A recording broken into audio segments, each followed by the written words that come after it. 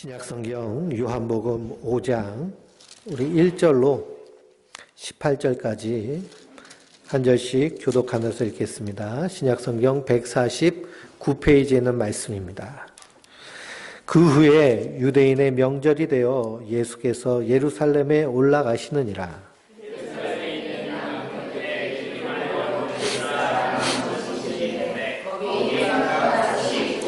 그 안에 많은 병자, 맹인, 다리 저는 사람, 혈기 많은 사람들이 누워 물의 움직임을 기다리니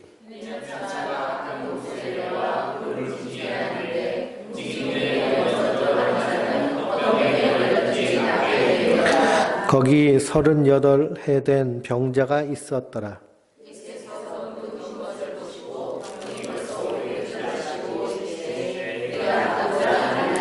병자가 대답하되 주여 물이 움직일 때에 나를 묻혀 넣어주는 사람이 없어 내가 가는 동안 다른 사람이 먼저 내려가나이다.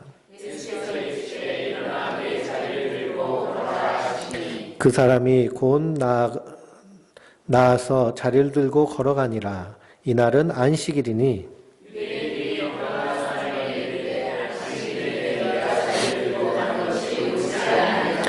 대답하되 나를 낫게 한 그가 자리를 들고 걸어가라 하였더라 하니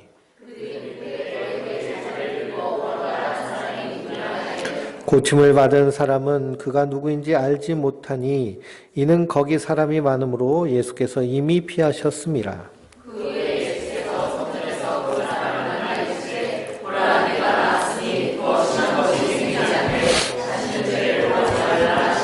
그 사람이 유대인들에게 가서 자기를 고친 이는 예수라 하니라.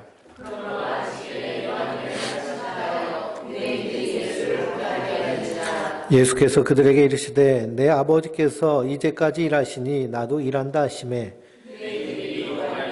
더욱 예수를 죽이고자 하니 이는 안식일을 범할 뿐만 아니라 하나님을 자기의 친아버지라 하여 자기를 하나님과 동등으로 삼으심이로라. 아멘. 할렐루야. 우리가 주일 오후 시간에는 요한복음을 통해서 함께 은혜를 나누고 있습니다. 지난주에는 요한복음 4장을 통해서 하나님이 받으시는 예배에 대해서 함께 은혜를 나눴습니다. 하나님이 받으시는 예배, 우리가 하나님께 나아갈 수 없는 것이고요. 하나님이 우리를 위해서 예배할 수 있도록 우리를 인도하여 주셔야 되는 줄 믿습니다. 영과 진리로 예배를 드리는 것이 하나님 받으신 예배죠. 하나님 영이시니 예배하는 자가 영과 진리로 예배할지니라. 영과 진리, 한마디로 말하면 예수 그리스도를 말미암아 우리가 예배드리는 것입니다. 우리가 무슨 수로 예수님으로 예배드릴 수 있겠습니까? 예수님이 우리를 속량하셔서 값으로 사셔서 구원하셔서 하나님 자녀 삼으심으로 우리가 하나님 앞에 예배드릴 수 있는 것이죠. 그 모형을 아브라함이 이삭을 데리고 모리아 산으로 올라가는 그 창세기에 나와 있는 말씀을 통해서 우리가 발견할 수 있습니다.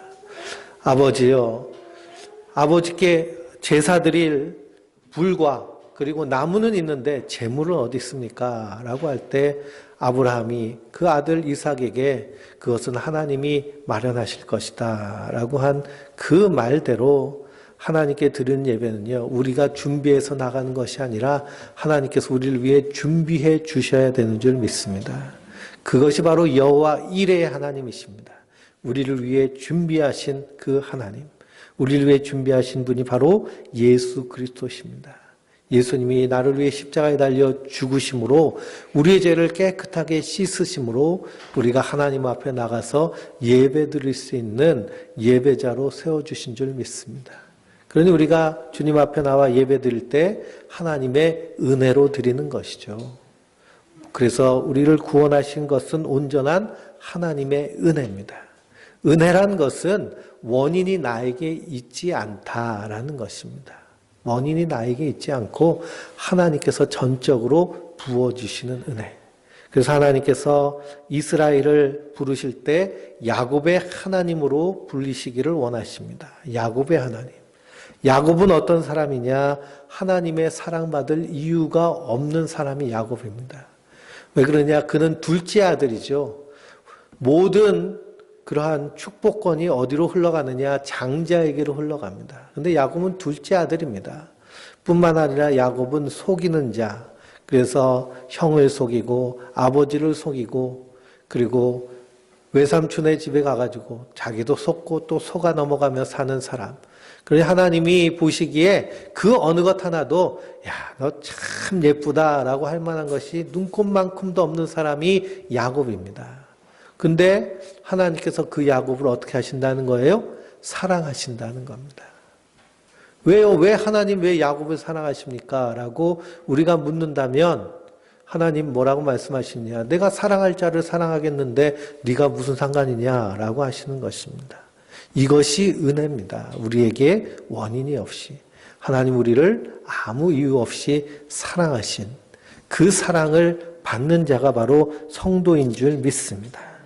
우리가 그 사랑을 받았기에 그 사랑으로 이 땅에 사는 것, 그 사랑으로 인해서 감사하는 것, 그 사랑으로 인해서 기뻐하는 것, 이것이 우리가 이 땅에서 하나님께 드릴 하나님 받으시는 거룩한 산 예배인 줄 믿습니다.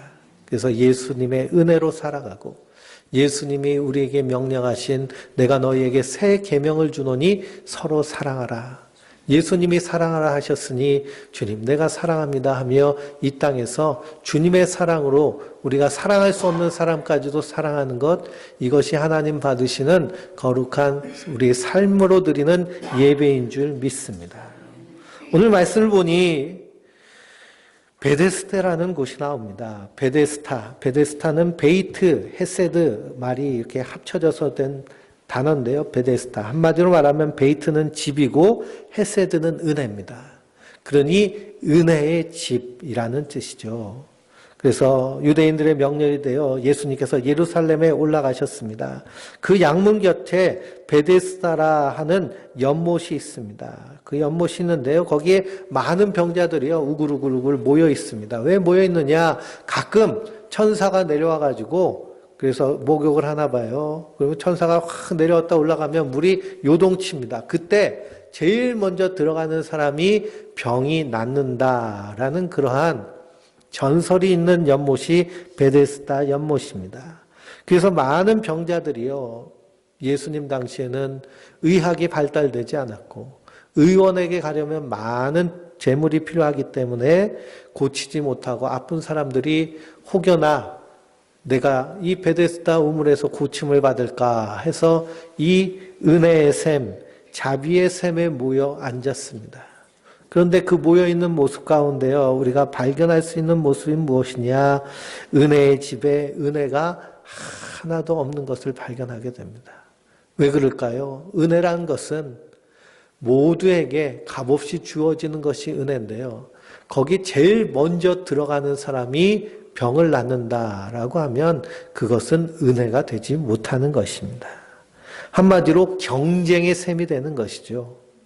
대한민국을 이렇게 급속하게 성장시킬 수 있었던 힘이 어디서 나오느냐 하면 사실은 경쟁에서 나온다라고 말합니다. 경쟁.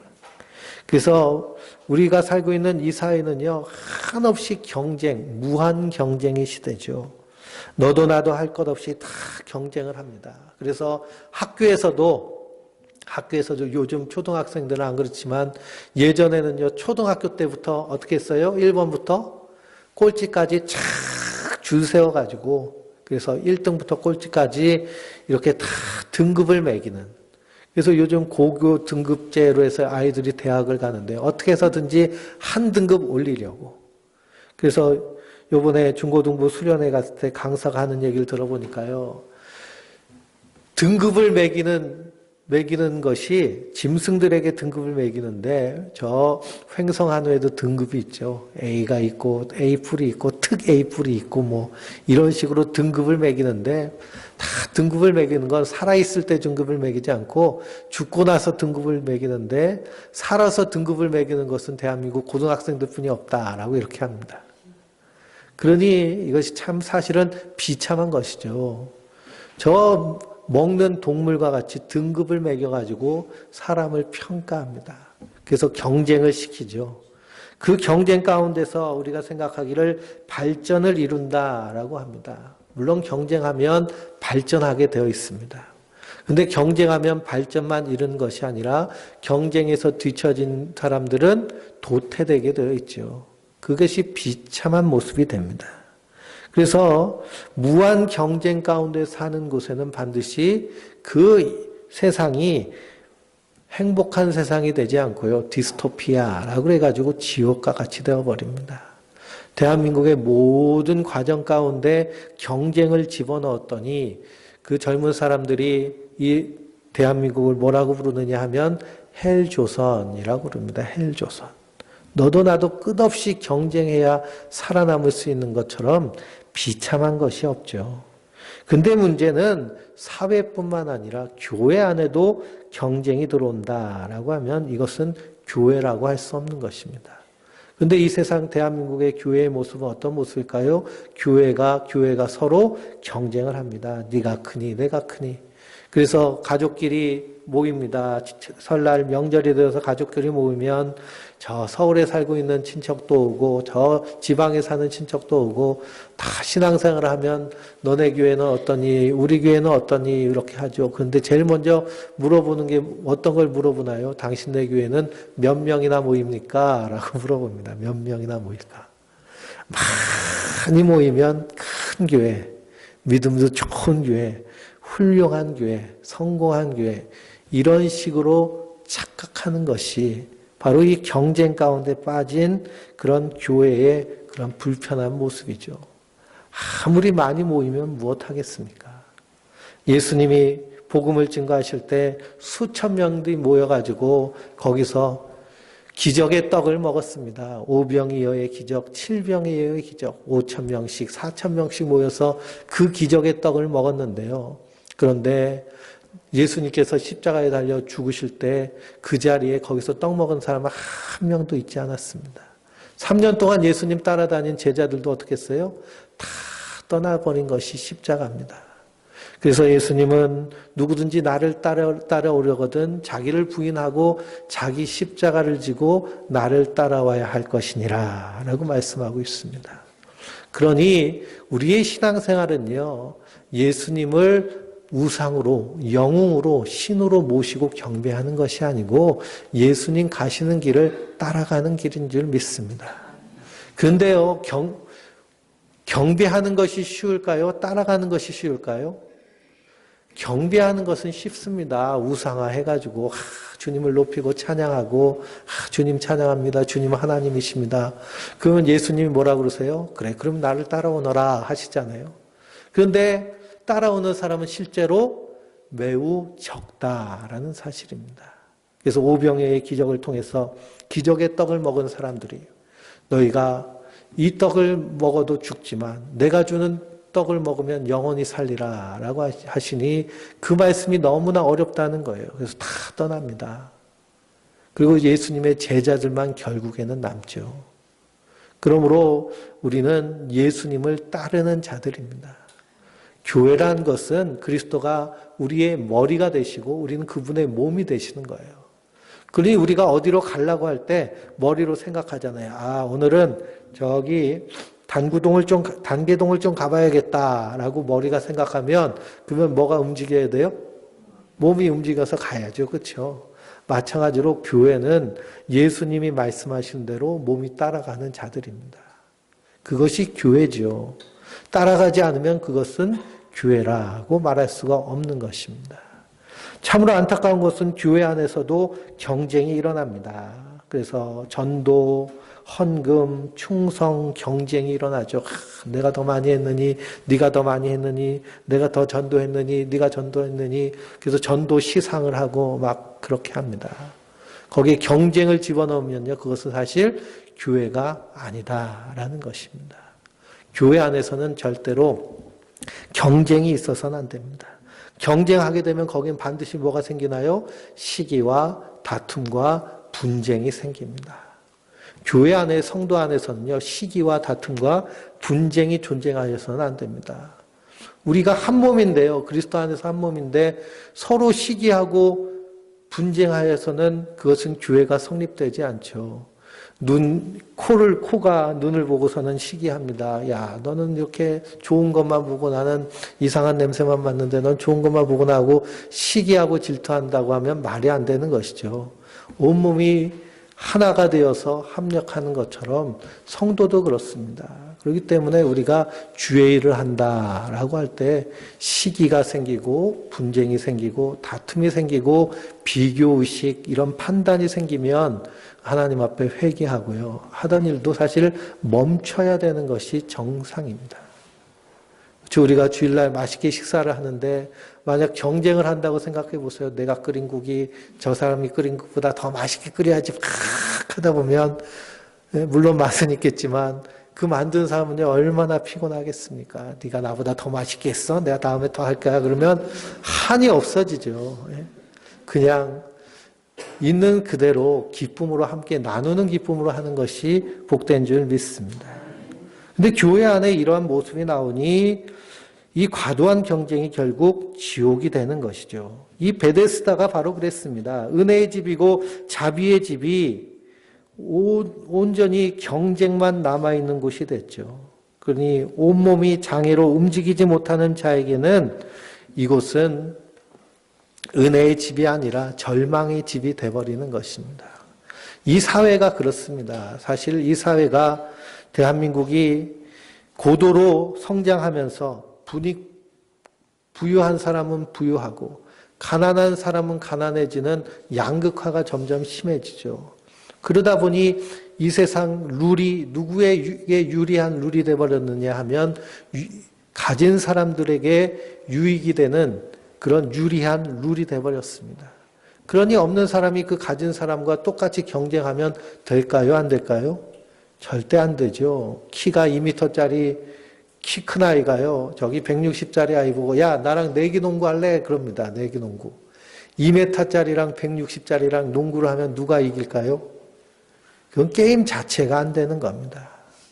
근데 지금 우리 사회 자체가 이런 모습으로 돌아간다라는 사실입니다. 이 모습이요, 벌써 2000년 전에 예수님께서 베데스다 연못을 통해서 성경은 우리에게 고발하고 있는 것입니다. 그래서 이 베데스다 연못, 은혜의 집이라고 하지만 거기에 은혜가 사라진, 거기서 가장 절망하는 사람이 어떤 사람이냐? 38살 된 병자가 거기 누워 있습니다. 38년 동안 어디에 누워 있는 거예요? 베데스다 연못에 누워 있는 것입니다. 그러니 그 자리는 은혜의 자리가 아니라 절망의 자리이고 그곳은 자비의 자리가 아니라 폭력의 자리가 돼버린 것이죠. 그곳, 그래서 절망의 집이 되어버린 그곳에 참 은혜 대신, 은혜의 실제 대신 예수님께서 오십니다. 그리고 거기서 가장 오래된 병자인 38년 된 병자를 향해서 내가 낫고자 하느냐라고 하시죠. 내가 낫고자 하느냐. 주님은 38년 된 병자에게 아무것도 요구하지 않으십니다. 그저 내가 낫기를 원하느냐라고 물으시죠. 왜 아무것도 요구하지 않으실까요? 그는 아무것도 할 수 없기 때문에 아무것도 요구하지 않으십니다. 그렇죠? 야, 나랑 같이 힘써서 한번 저기 뛰어가보자. 다른 사람들 빨리. 이렇게 하지 않으시고요. 내가 낫고자 하느냐 물으십니다. 주님께서 우리를 십자가로 구원하실 때 우리에게 아무것도 요구하지 않으십니다. 왜 그럴까요? 우리 인생에게 그런 힘이 없기 때문에.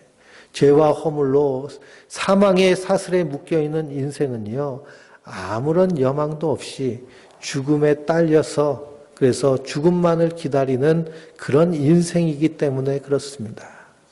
그래서 예수님께서 이 38년 된 병자를 향해서 내가 낫고자 하느냐 물으십니다. 그랬더니 병자가 뭐라고 하나요? 주여, 물이 움직일 때 나를 못에 넣어주는 사람이 없어 내가 가는 동안 다른 사람이 먼저 내려가나이다 라고 말합니다. 그때 예수님 말씀하십니다. 일어나 내 자리를 들고 걸어가라. 일어나 내 자리를 들고 걸어가라. 이것이 은혜이죠. 내가 먼저 들어가서 병이 낫는 것, 그것은 은혜가 아닙니다. 그것은 내가 달리기 빨리 해서, 내가 눈치가 빨라서, 내가 다른 사람들보다 덜 병들었기 때문에 가서 고침을 받는 거죠. 만약 베데스다 우물에 우리가 다 이렇게 모여 있는데요. 어떤 사람이 제일 먼저 들어갈까요? 눈치 빠르고 덜 아프고 팔다리 온전한 사람이요. 벌떡 일어나서 뛰어 들어가죠. 38년 동안 병에 앓아가지고 꼼짝도 못하고 누워있는 사람이 무슨 수로 베데스다에 들어가겠습니까?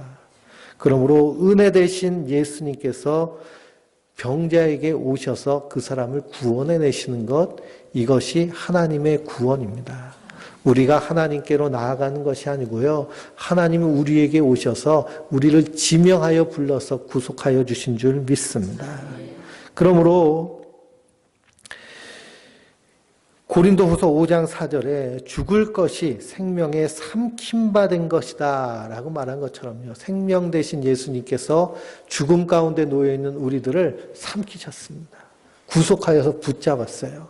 그래서 생명으로 끌어오신 것, 이것이 바로 베데스다에서 우리에게 베푸신 하나님의 은혜인 줄 믿습니다. 그날이 어떤 날일까요? 그날이 안식일입니다. 안식일.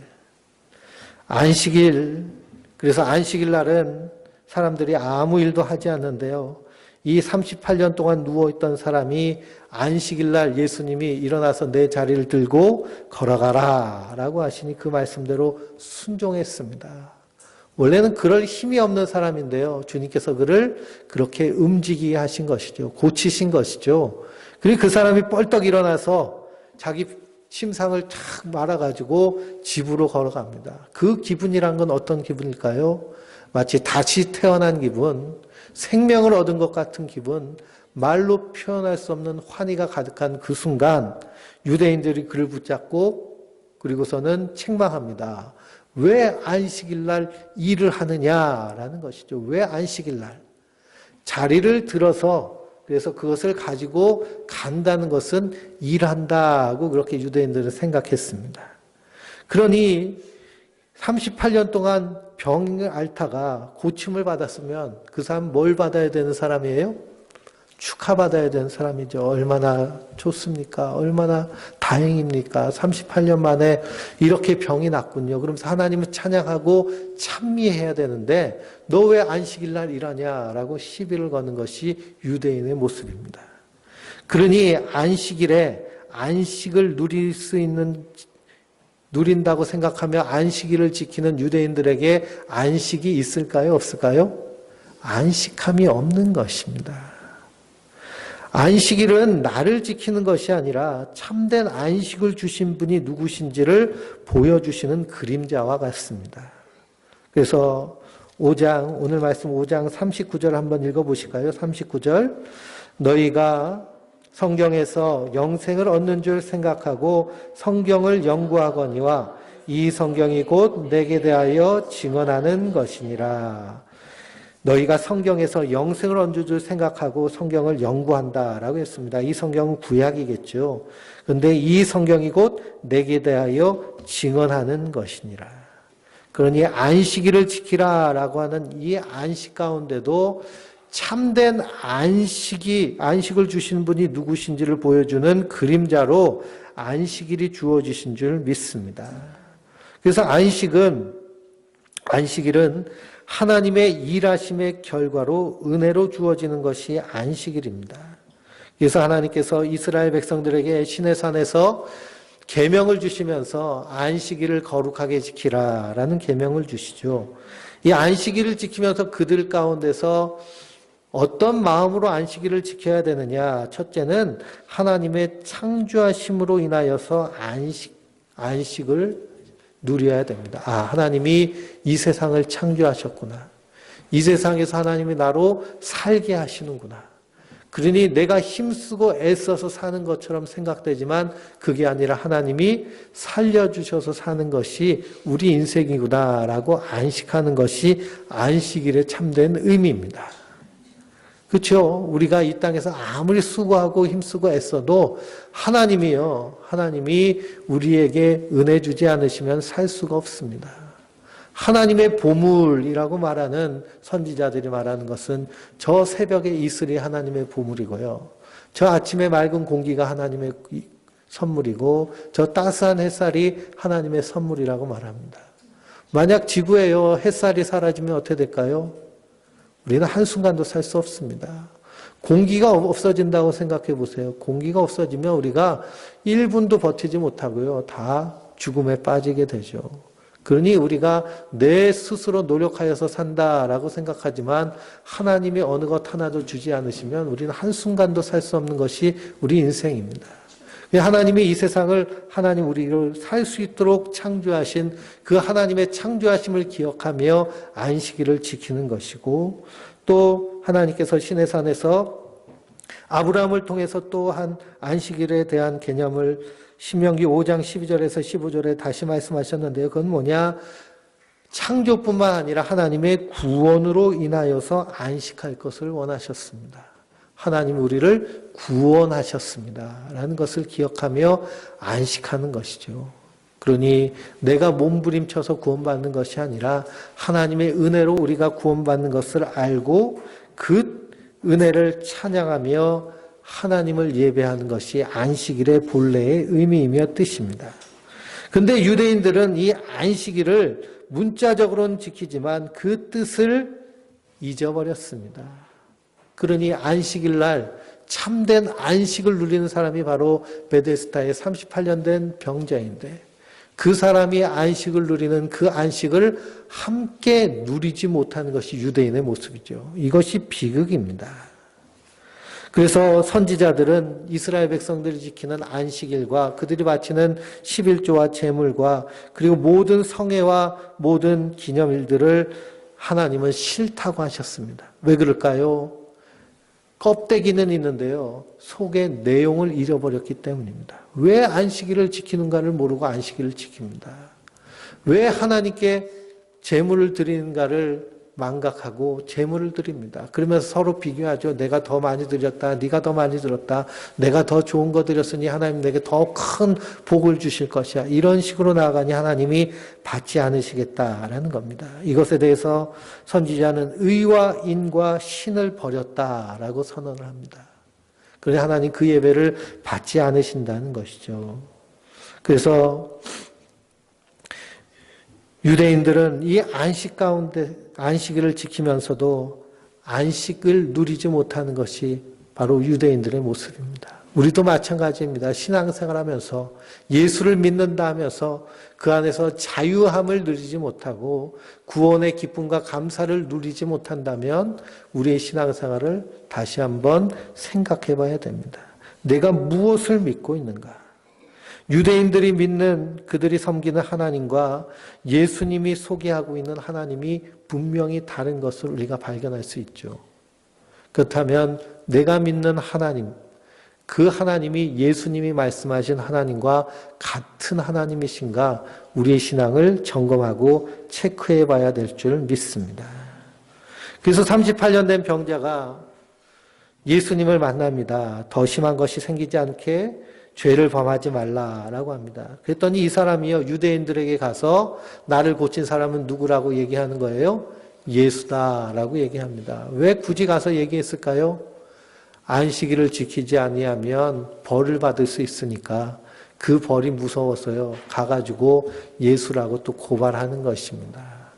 그러니 안식일에 이 큰 은혜를 받았음에도 불구하고 여전히 이 율법이라는 그러한 사슬에 매여 있는 인생이 얼마나 안식하지 못하는 인간인 것을 우리가 발견하게 되죠. 그러므로 예수님께서 우리에게 성령을 부어주셔야 비로소 우리가 참된 안식을 누리게 되는 줄 믿습니다.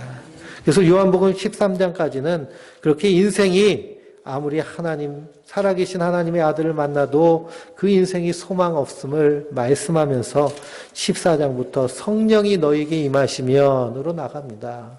성령이 우리 안에서 역사하셔야 이 예수님이 어떤 분이신지를 밝히 깨달아 알고 말씀을 통해서 주시는 은혜를 밝히 깨달아 알게 되는 줄 믿습니다. 우리 19절부터 29절까지 같이 한 절씩 읽어보겠습니다. 그러므로 예수께서 그들에게 이르시되 내가 진실로 진실로 너희에게 이르노니 아들이 아버지께서 하시는 일을 보지 않고는 아무도 스스로 할 수 없나니 아버지께서 행하시는 그것을 아들도 그와 같이 행하느니라. 아버지께서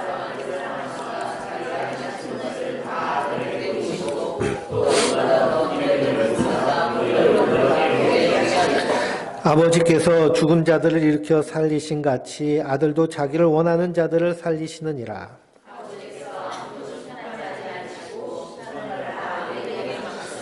이는 모든 사람으로 아버지를 공경하는 것 같이 아들을 공경하게 하려 하심이라. 아들을 공경하지 아니하는 자는 그를 보내신 아버지도 공경하지 아니하느니라.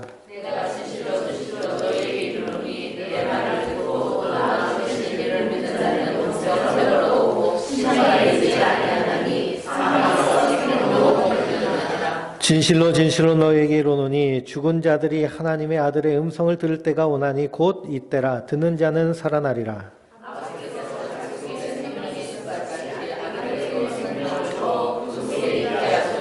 또 인자됨으로 말미암아 심판하는 권한을 주셨느니라.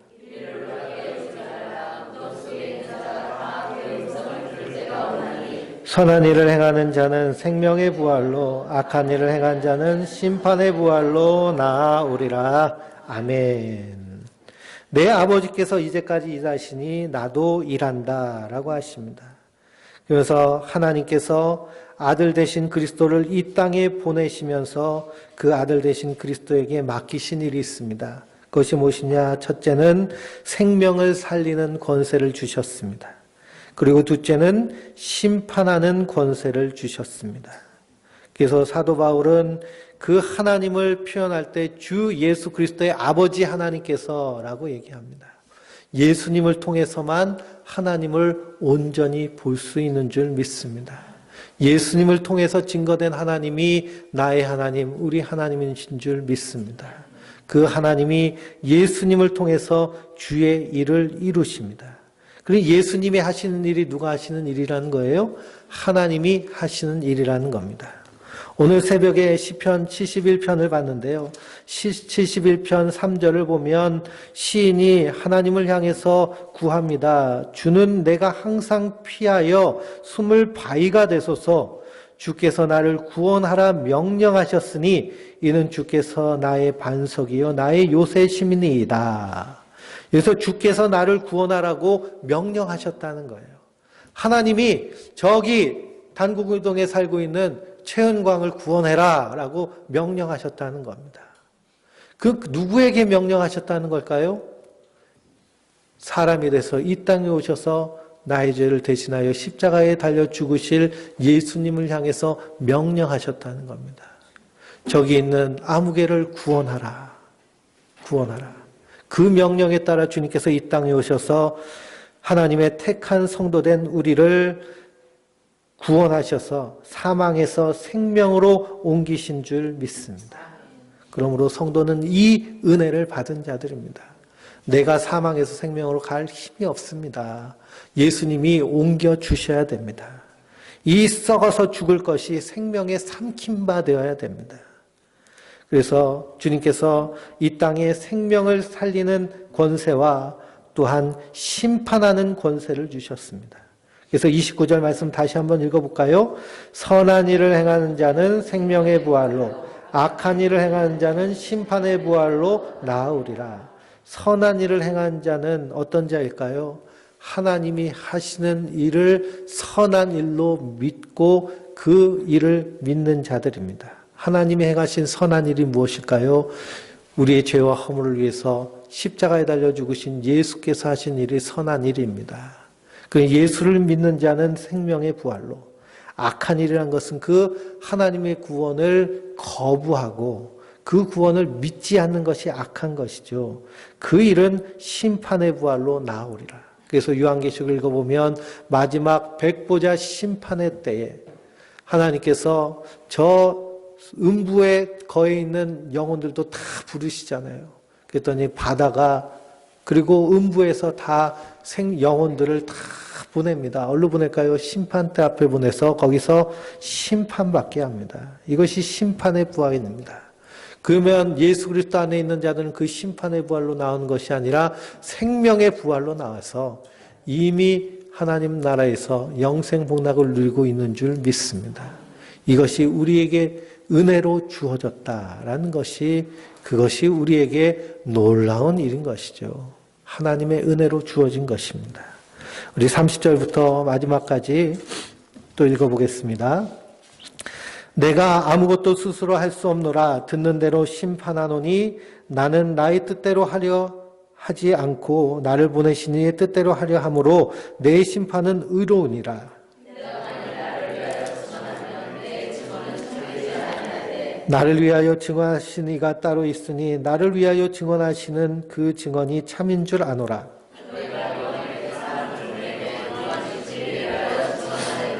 그러나 나는 사람에게서 증언을 취하지 아니하노라.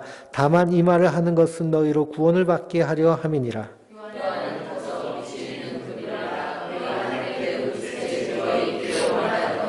내게는 요한의 증거보다 더 큰 증거가 있으니 아버지께서 내게 주사 이루게 하시는 역사 곧 내가 하는 그 역사가 아버지께서 나를 보내신 것을 나를 위하여 증언하는 것이요.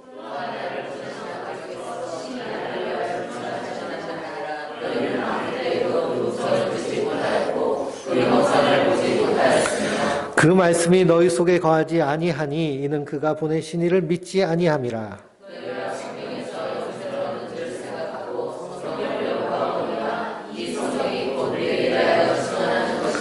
그러나 너희가 영생을 얻기 위하여 내게 오기를 원하지 아니하는도다. 다만 하나님을 사랑하는 것이 너희 속에 없음을 알았노라.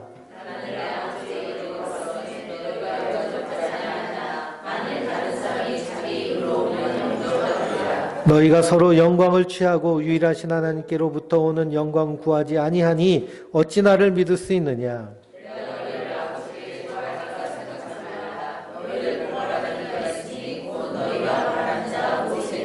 모세를 믿었더라면 또 나를 믿었으리니 이는 그가 내게 대하여 기록하였음이라. 그러나 그의 글도 믿지 아니하거든 어찌 내 말을 믿겠느냐 하시니라. 아멘. 그러므로 예수님께서 이 땅에서 행하신 기적과 능력과 표적이 있습니다. 병자를 고치고 오병이어의 기적, 그리고 풍랑을 잠잠케 하시는 이적, 이 모든 기적과 능력과 표적은 하나님이 그분이 하나님의 아들 그리스도이심을 하나님이 증거하시는 그런 증거인 줄 믿습니다. 근데 예수님이 기적을 행하셨으니 우리도 기적을 행하자라는 것은 잘못된 것이죠. 사도행전을 읽어보면 사도들도 기적을 행했습니다. 능력을 행하고 표적을 행했습니다. 그것을 통해서 어떤 일이 일어나나요? 복음이 증거되어지는 것입니다. 복음을 위해서 성령께서 역사하십니다. 그것은 기적과 능력과 표적이 아니라 성령의 역사입니다. 복음을 증거하기 위한.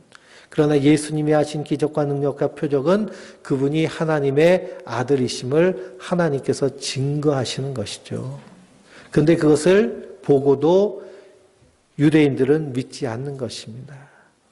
뿐만 아니라 모든 성경은 내게 대하여 증언한 것이니라, 즉 예수님에 대해서 증언한 것이니라 라는 것이죠. 우리가 구약 성경을 함께 공부하면서 그 구약에서 누구를 계속 발견하게 되나요?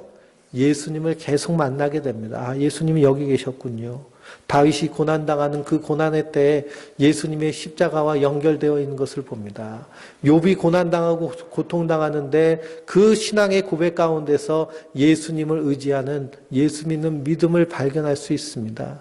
이사야의 그 새하늘과 새 땅, 하나님이 일하실 새 일을 새 일꾼을 통해서 주의 종을 통해서 일하시는데 그분이 예수님이라는 것을 우리가 말씀을 통해서 발견하죠. 구약을 통해서 예수님을 발견하는 것입니다. 율법을 통해서 우리가 무엇을 발견하나요? 우리는 죄인이라는 것을 깨닫게 되는 것이죠. 그래서 예수님 밖에는 우리에게 소망이 없음을 알게 하시는 것이 바로 성경의 말씀입니다. 그러나 예수님을 친히 눈으로 본 자들은 믿었나요? 믿지 않았나요? 믿지 않은 것입니다. 성령이 임하지 않으시고는 믿을 수가 없는 것이죠. 그러나 영접하는 자, 곧 그 이름을 믿는 자들에게는 하나님의 권세를, 자녀가 되는 권세를 주셨으니 이는 혈통으로나 육정으로 나지 아니하고 오직 하나님의 뜻에 따라 난 자들이니라. 그러므로 우리 안에 믿어지는 믿음이 충만하여질 수 있도록 날마다 성령께서 내 안에 충만하게 역사하여 주시어서 하나님의 말씀이 깨달아지게 하여 주시옵소서 하고 이렇게 기도하시기 바랍니다. 집에서 성경을 펴고 성경을 묵상할 때요, 성령께서 지혜를 주셔야 이것이 바로 읽혀지고 내 마음 가운데 레마, 내게 주신 말씀이 되는데, 그렇지 않고 성경을 백독하고 청독하고 만독해도 이상한 것뿐이 나오는 것이 없습니다. 이단은요, 어떻게 해서든지 하나님 말씀을 꼬여가지고 속이게 하는데, 성령께서 지혜를 주지 않으시면 그냥 속아 넘어가는 것이죠. 그러므로 늘 말씀을 보며 말씀을 들을 때 성령께서 내 안에서 깨닫게 하여 주시옵소서 하고 기도하며 말씀을 보시기 바랍니다. 그러면 하나님의 은혜 가운데 모든 성경은 예수님을 증거하는 것이며, 그 안에서 우리를 구원하시기 위한 놀라운 하나님의 은혜와 사랑을 발견하게 될 줄 믿습니다. 그러므로 베데스다가 은혜의 집, 은혜의 샘이 아니라 예수 그리스도가 우리의 은혜의 집이며 은혜의 샘 되시는 줄 믿습니다. 주님 주시는 이 생수를 마시는 자마다 다시 목마르지 않습니다.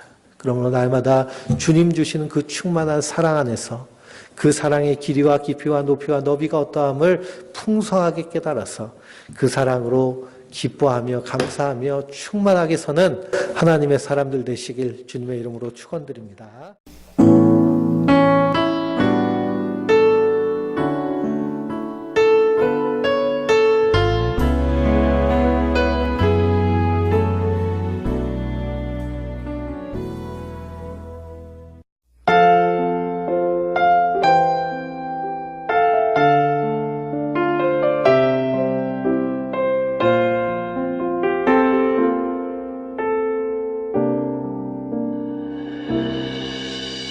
주 나의 모습 보네, 상한 나의 맘 보시네. 주 나의 눈물 안에 홀로 울던 맘 아시네. 주 나의 모습 보네,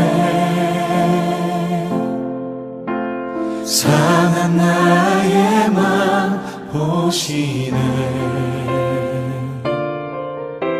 주 나의 눈물 안에 홀로 울던 맘 아시네. 세상 소망 다 사라져가도 주의 사랑은 끝이 없으니